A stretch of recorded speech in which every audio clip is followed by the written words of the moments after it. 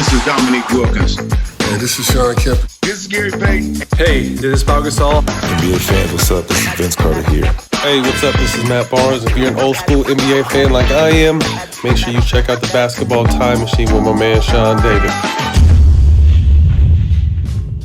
Hey folks, what's good? Welcome back to the Basketball Time Machine. I'm Sean David. Thanks for tuning in. I hope you're ready for some old school NBA basketball.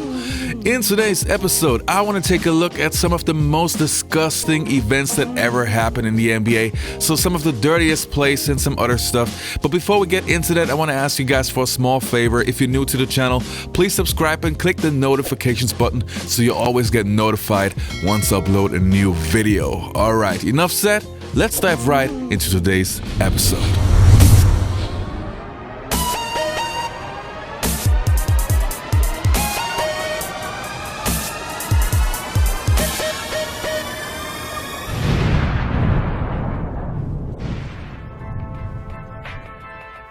Now the first play that we're going to take a look at is between Karl Malone and Isiah Thomas, and if you're looking for the exact moment where they became enemies, well, that has to be it. He comes down slower and then he got in the lead. Down he goes, Isiah. We got a whistle. Isaiah's eyes cut badly. They have to be restrained. And the referees are taking him off the floor. Chuck Daly's going crazy. Isiah Thomas hurt badly. Here is that play. He went to the right. Eaton jumps out on him. Isiah gets by him. Karl Malone, bam, right there with a right elbow.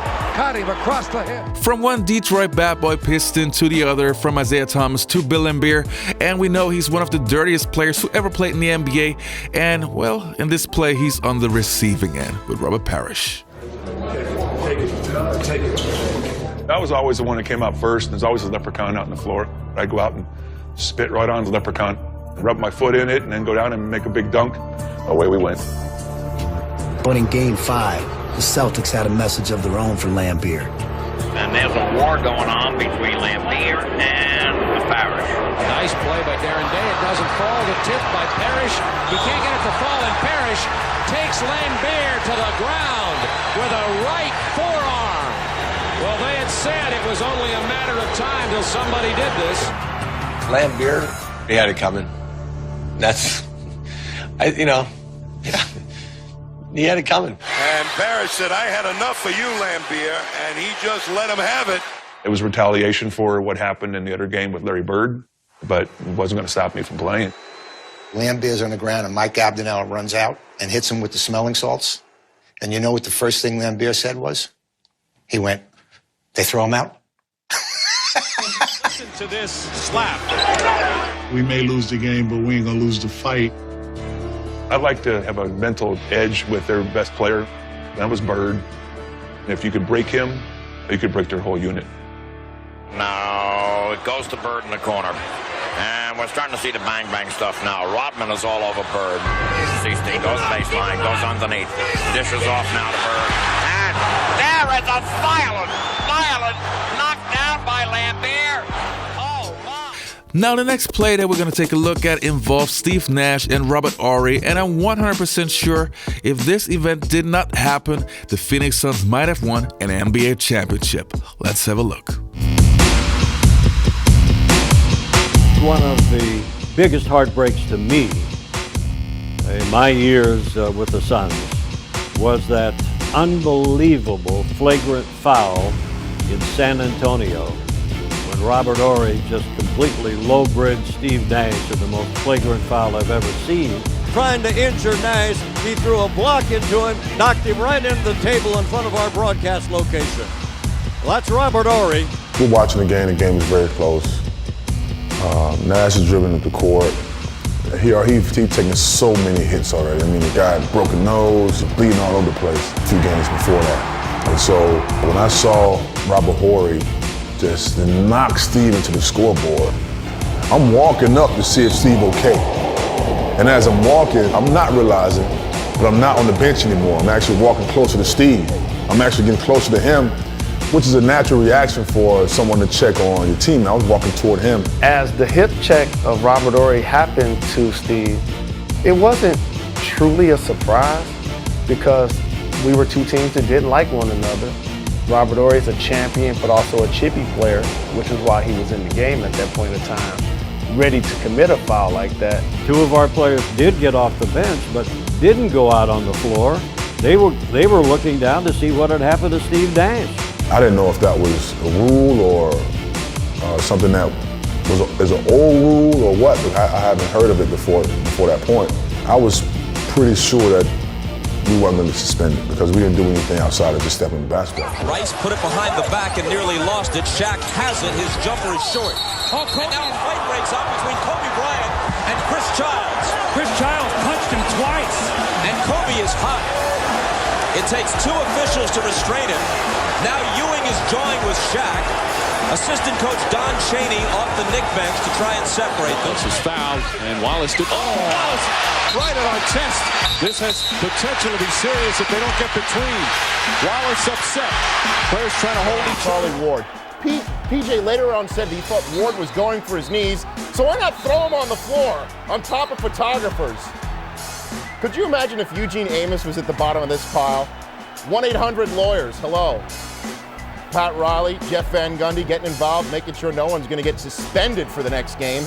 Instead, Ward, Brown, and Starks all got the gate in this one. Now the next play is a real old school play. It involves Kermit Washington and Rudy T, and probably is one of the most dangerous things that ever happened in the NBA, and we're so lucky that Rudy T even survived that play. Let's have a the look. instinct for any player when you see an incident like that is you grab the guy on the other team, neutralize him, and to stop the fight. So that's what I did. And he pushes Kermit away.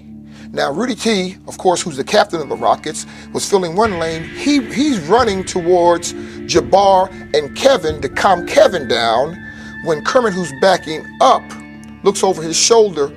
He turned and saw Rudy running toward him, and basically his instinct was just to turn and swing. He stopped, plants, and I saw the punch coming, and Rudy was running and saw the punch coming also and threw his hands up to protect it, and of course the punch comes over it.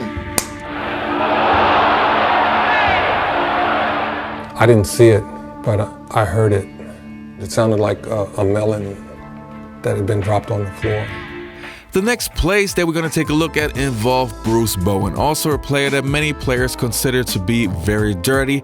And well, if you see those plays, it's hard to argue about that. Let's have a look. Bruce is a defender, but you did have a mystique that you built.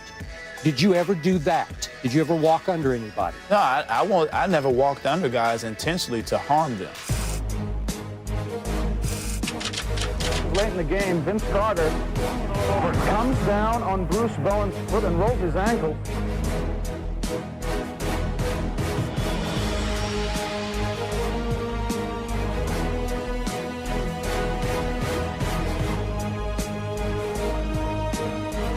He played only 11 minutes before re-injuring the ankle. Carter left wing for three. No, he hit the floor. Shots up. Oh, Yep, boy. exactly. You know what? That's not good right there. No. That is not good at all.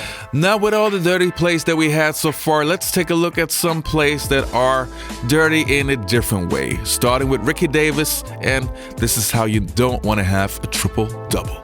So the ball will go back to the Cavaliers. New Skin Enterprises are proud sponsors of the Utah Jazz Dancers since 1992. They're committed to helping you look, feel, and live better. Find out more at newskinenterprises.com. Back court to Sean. I missed the play. Was that a rebound for Ricky? I was looking. He tried to give himself a rebound. He needed a rebound for a triple-double.